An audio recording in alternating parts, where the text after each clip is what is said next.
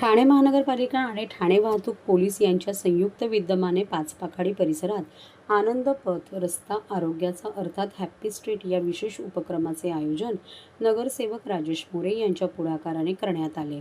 आरोग्य उत्साह आणि सामाजिक एकात्मता वाढवण्याच्या उद्देशाने आयोजित या उपक्रमात नागरिकांसाठी विविध क्रीडा सांस्कृतिक कार्यक्रमांची मेजवानी असणार आहे। या उपक्रमामध्ये एरोबिक्स, लंगडी, योग, झुंबा, संगीत तसेच विविध मनोरंजनात्मक कार्यक्रमांचे आयोजन करण्यात आले असून नागरिकांना उत्स्फूर्त सहभागाचे आवाहन करण्यात आले आहे। हा कार्यक्रम 17 मे 2026 आणि 24 मे 2026 रोजी सकाळी 7 वाजता अरुण कुमार वैद्य मार्ग ठाणे महानगरपालिका भवनासमोर पाचपाखाडी येथे पार पडणार आहे। यावेळी मान्यवर पाहुण्यांच्या उपस्थितीत नागरिकांना आरोग्यदायी जीवनशैलीचा संदेश देणार असून तरुणांना प्रेरणा मिळावी हा या उपक्रमामधील मुख्य उद्देश असल्याचे सर्व आयोजकांनी यावेळी पत्रकार परिषदेत बोलताना सांगितले। या कार्यक्रमाचे मुख्य आयोजक नगरसेवक राजेश मोरे यांनी यावेळी नागरिकांना मोठ्या संख्येने उपस्थित राहण्याचे आवाहन केले आहे। यावेळी सदर पत्रकार परिषदेला श्रीपाद भालेराव, बाळा साठे, एकनाथ पोवळे व इतर मान्यवर पदाधिकारी कार्यकर्ते उपस्थित होते।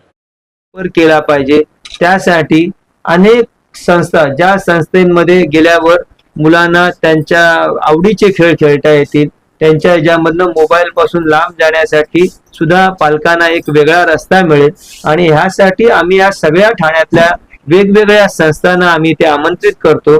जवळजवळ 35 ते 40 संस्था येतात। त्यामध्ये जिम्नॅस्टिक आहे, लंगडी आहे, खो खो आहे, कबड्डी आहे, म्हणजे पुढच्या दर 2 याच्यामध्ये वेगवेगळ्या संस्था, कुस्तीपासून आणि आर्चरी आहे, लाठी काठी आहे, आर्म्स रेसलिंग आहे, त्यानंतर रस्सी खेच आहे। त्याच्यापेक्षा एक वेगळं वैशिष्ट्य असतं, येऊरची सगळी टीम आहे। येऊरची ही टीम इथे लगोरी खेळते, गोट्या खेळतात, भोवरे खेळतात। आपल्या सगळ्यांना आपल्या बालपणात घेऊन जाऊन जे जुने खेळ सगळेजण आपण खेळत होतो त्याच्यामध्ये नेण्याचं काम ठाणेकरांना आनंद पथच्या मार्फत होतं।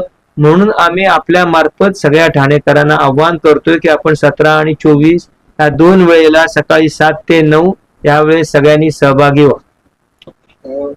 मर्यादित आहे पूर्ण शहरासाठी? नाही, अख्ख्या शहरासाठी, कारण हा सगळा विषय आम्ही ठाणेकर नागरिकांनाच आवाहन करतो की आपण ह्या वेगवेगळ्या ठाण्यातल्या संस्था येणार आहेत। ह्या संस्थांमध्ये त्यांचे प्रत्यक्ष बघितल्यावरही आपल्याला समजेल की ज्यामध्ये आपल्या मुलांना काही करण्याची संधी आहे तिथे आपल्याला त्या मुलाच्या संधीला आपण न्याय देऊ। त्याला वेगवेगळ्या म्हणजे अनेक आर्टिस्ट पण आहेत, सत्वचं ड्रम वादक आहेत की ज्यांना जिथे आवडेल ते करण्यासाठी आनंदपथ आम्ही तयार केलेला आहे। आपण सगळ्यांनी जास्तीत जास्त मोठ्या संख्येने सहभागी व्हा आणि ह्या आनंदपथाला आनंद घ्या।